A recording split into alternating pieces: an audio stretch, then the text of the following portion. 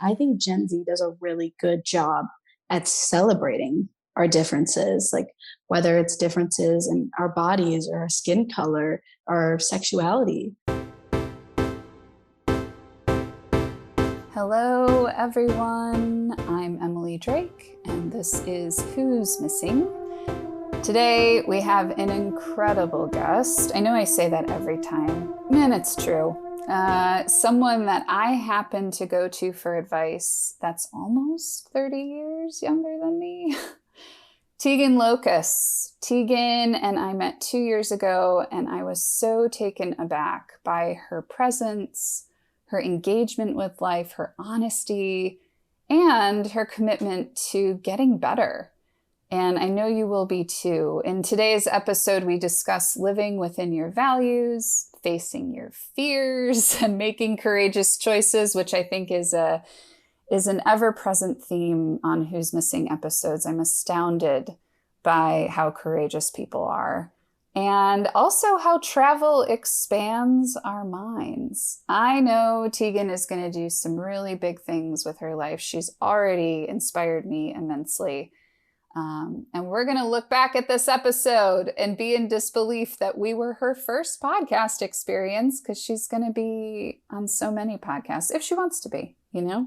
She's really something special. So enjoy.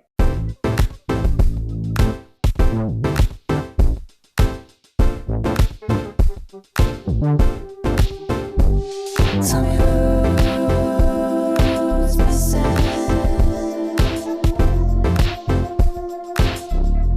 Good morning. Good morning. What is your necklace? It's a bee. Does it signify anything? Yes, me and my mom have matching bees because when I was a kid, bees have been the first thing I remember being afraid of.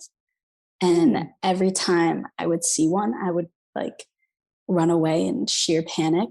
I would not go outside. I hated the summertime, like wouldn't go to the pool, wouldn't hang out with anyone because I was just so terrified of bees. And then my mom told me to just take a deep breath and stay there and not run away. And I didn't understand how being calm in that situation would make it better, and how like staying there would be a better solution than running away. And eventually I overcame that. I'm not afraid of them anymore. But it's always a reminder for me to breathe and stay calm. It's so funny. I'm not afraid of a lot that's outside of me. There's more fear about what goes on inside of me. Like That's interesting. my obsessions and my sort of inner critic, and like, you know, do you relate to that? Do you have any things that you are afraid of that happen inside? Yeah, I think it's easier for me to be afraid of things that happen outside of me because I don't like not being in control. For sure. Yeah, sometimes my mind isn't so nice to itself. And that Yeah. can be kind of scary. Yeah. I also hear in what you said, your mom, I love and have a special relationship with my mom, and I know you and your mom have a bond. You know, that wisdom of just stay and breathe. I have two questions for you. One is, how do you impart that wisdom to other people? Like, do you get an opportunity to model that to your friends? Oh, And yes. the second question is, what else has your mom imparted to you? Okay, I love these. I think throughout my mental health journey and my journey in therapy, I have learned so much and I've grown so much, and I've definitely been better equipped to handle things. And now I didn't really have a lot of friends. Like I never was in part of a big friend group. And this year was the first time I have been part of a friend group. When I joined the soccer team, I met my best girlfriends now.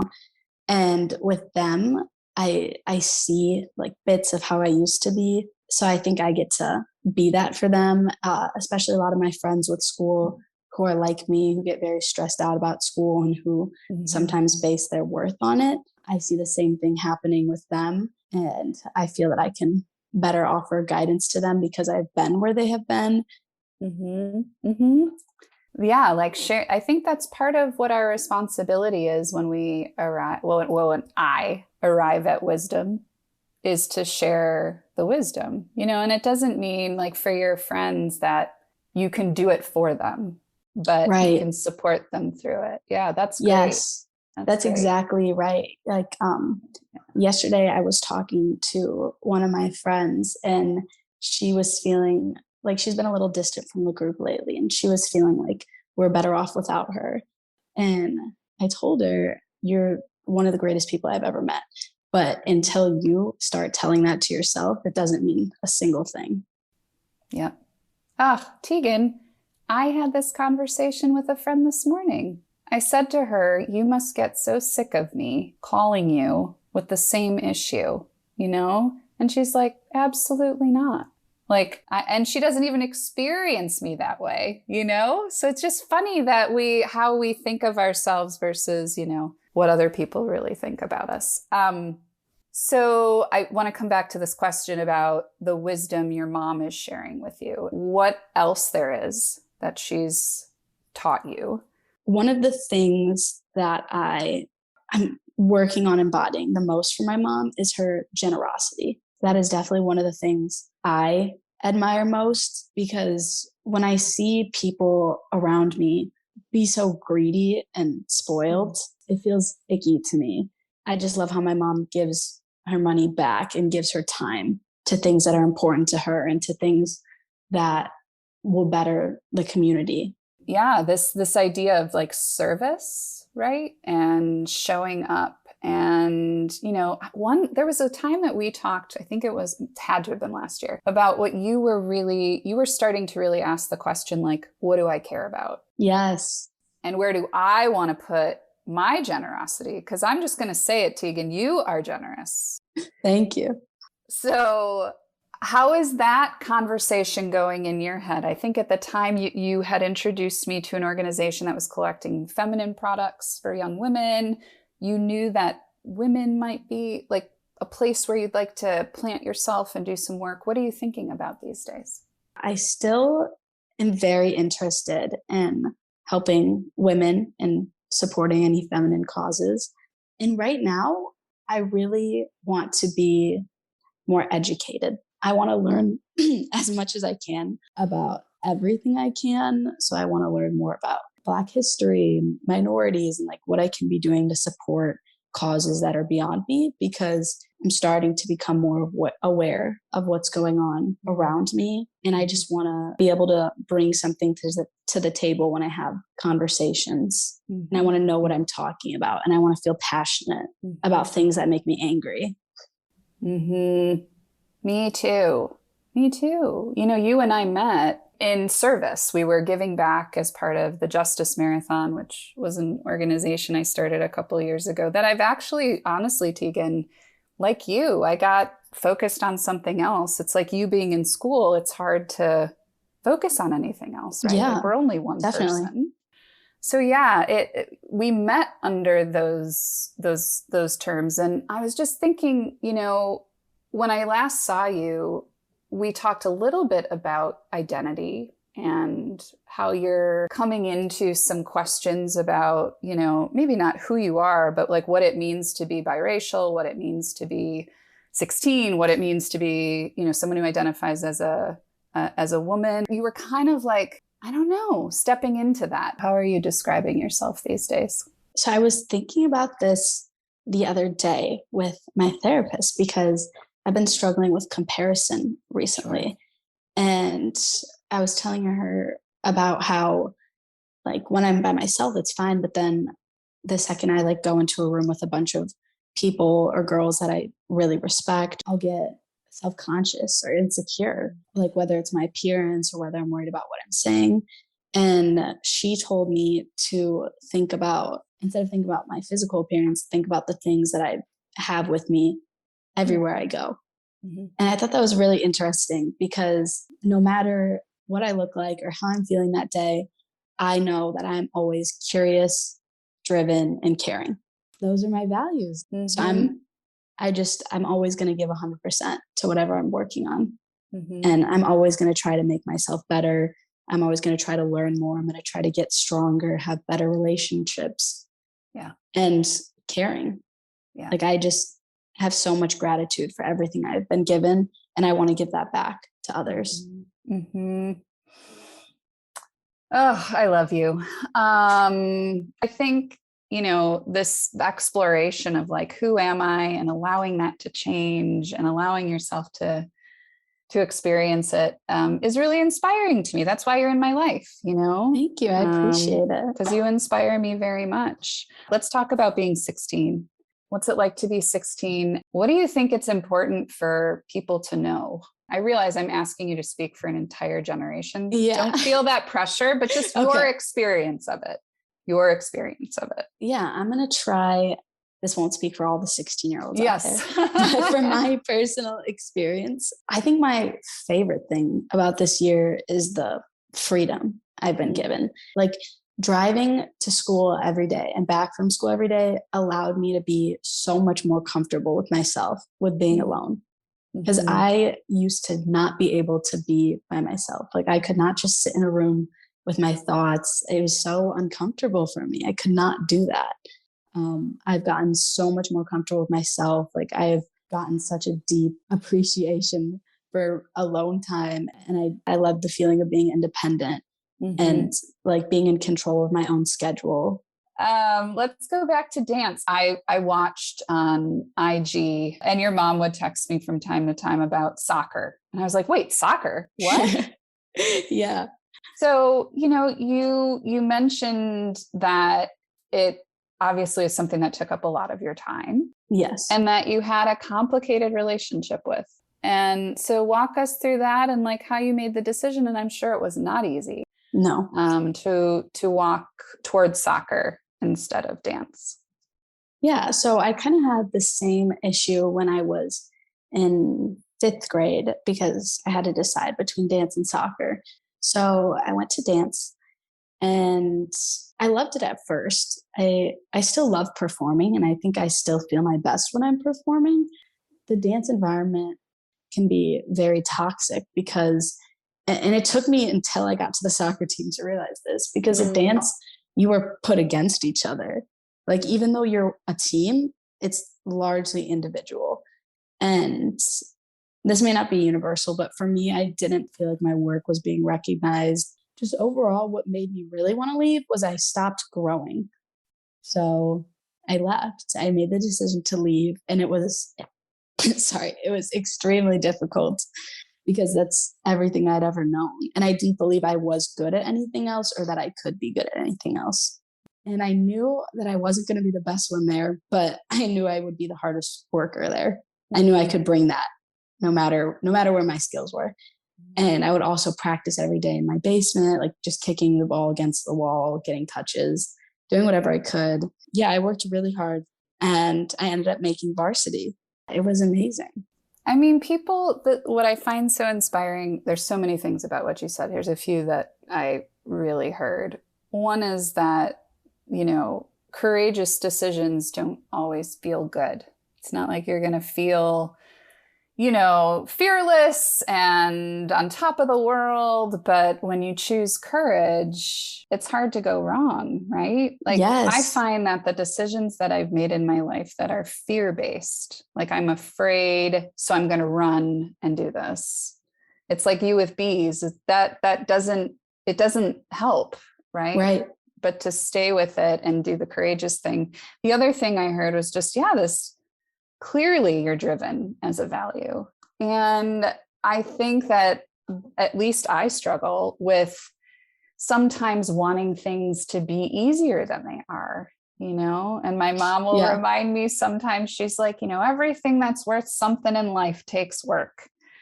And, sometimes you just don't want it to be so hard.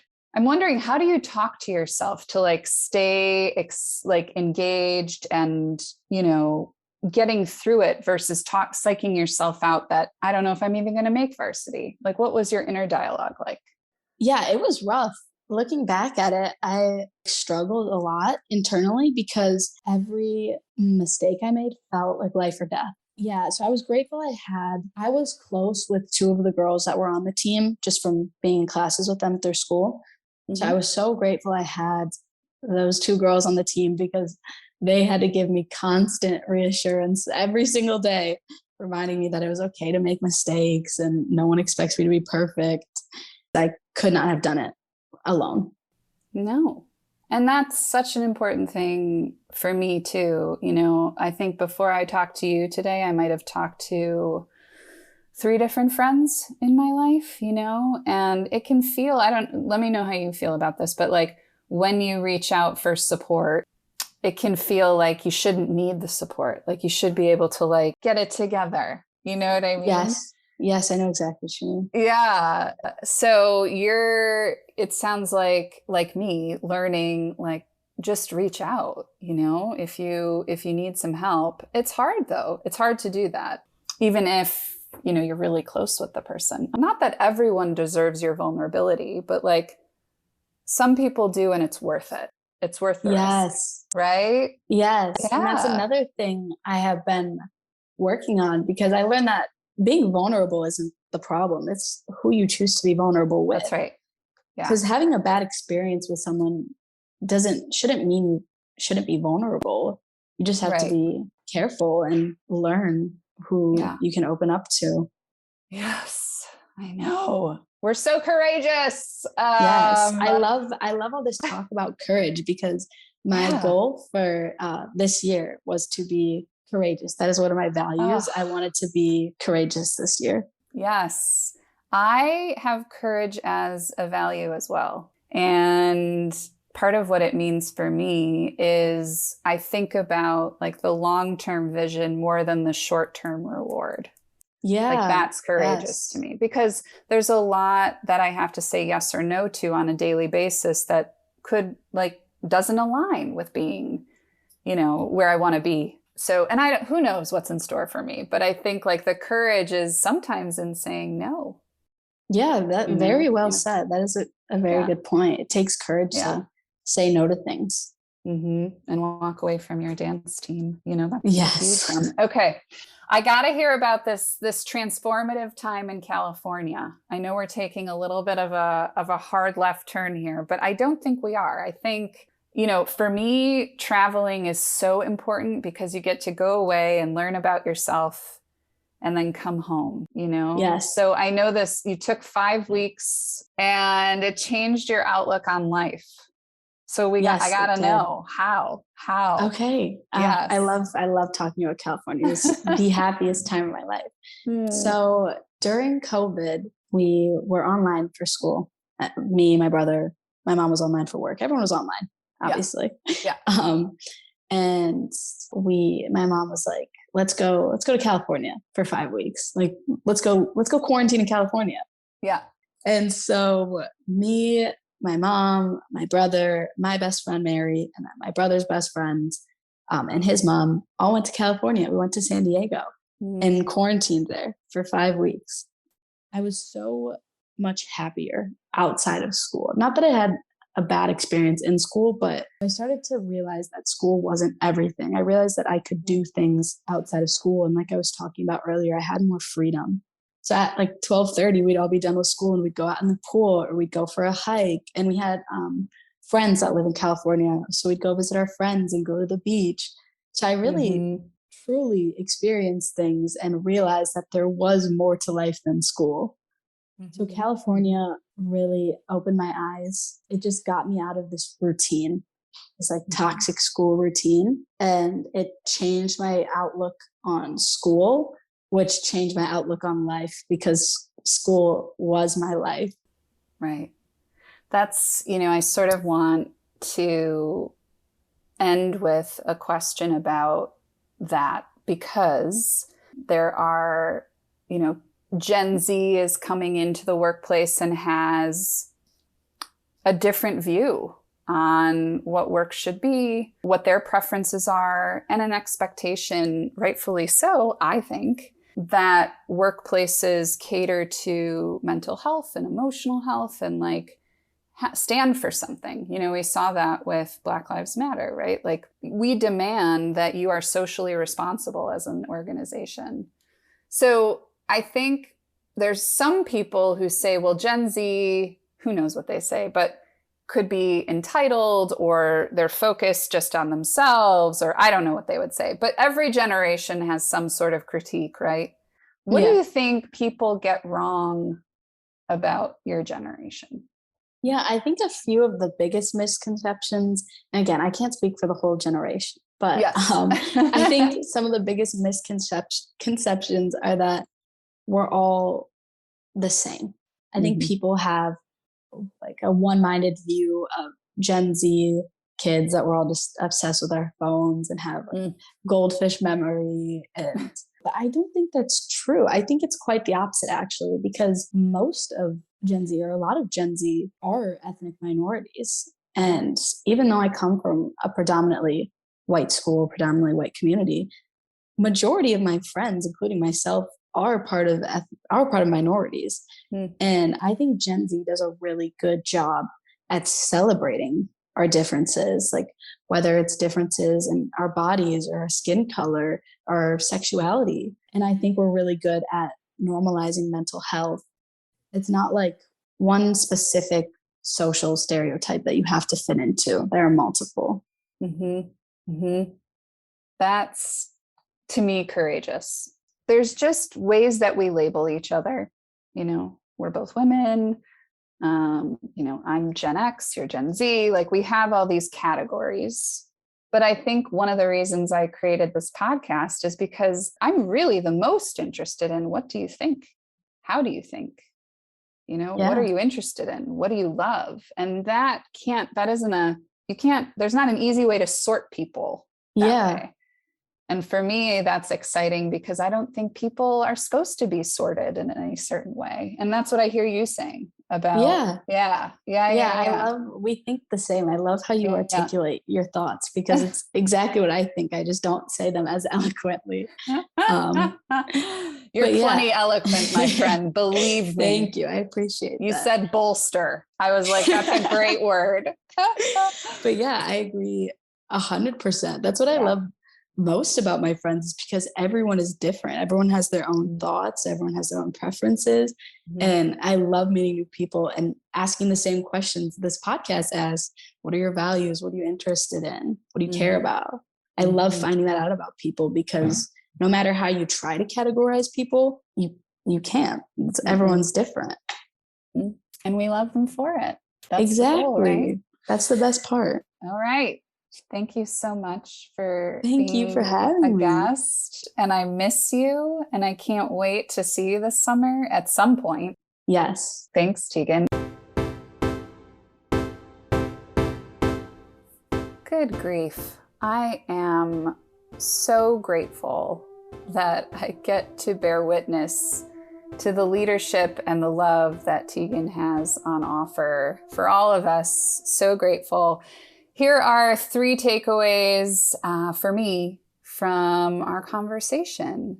The first, courageous actions aren't always easy, nor do they feel good. Ugh, I wish. Teagan is such a great example of someone who embraces the discomfort of uncharted territory, and even if it's scary, doing it anyway. The second for me was the importance of living within your values. That's what we can rely on, no matter what you're feeling on any given day. Whether or not you're living in your values can help you get through, and checking in on those. And finally, there is enormous value in having a community and a support system. And I really was inspired by Teagan's willingness to give to that support system as she gets. And I think, asking for support still is hard for me. But also, to choose who you're vulnerable with. It doesn't have to be everyone, right? So grateful for these takeaways. And I know that her voice is going to be reverberating in my mind. Thank you, Teagan. If you are lucky enough to live in a city that has a team that's a part of the National Women's Soccer League, I implore you to get tickets and go to the game and support a sport that clearly was really important for Teagan. Came back to her years later in her life, and she's found such a wonderful home and group to be a part of. The Chicago Red Stars are one of the oldest and winningest pro women's soccer teams in the country. And I'm making it a personal mission of mine to make sure that I go to one of their games in this next year. And I hope you do too. So check out chicagoredstars.com. And if you're not in Chicago, see if there's a women's soccer league team in your city. And go support them and have fun. Enjoy yourself.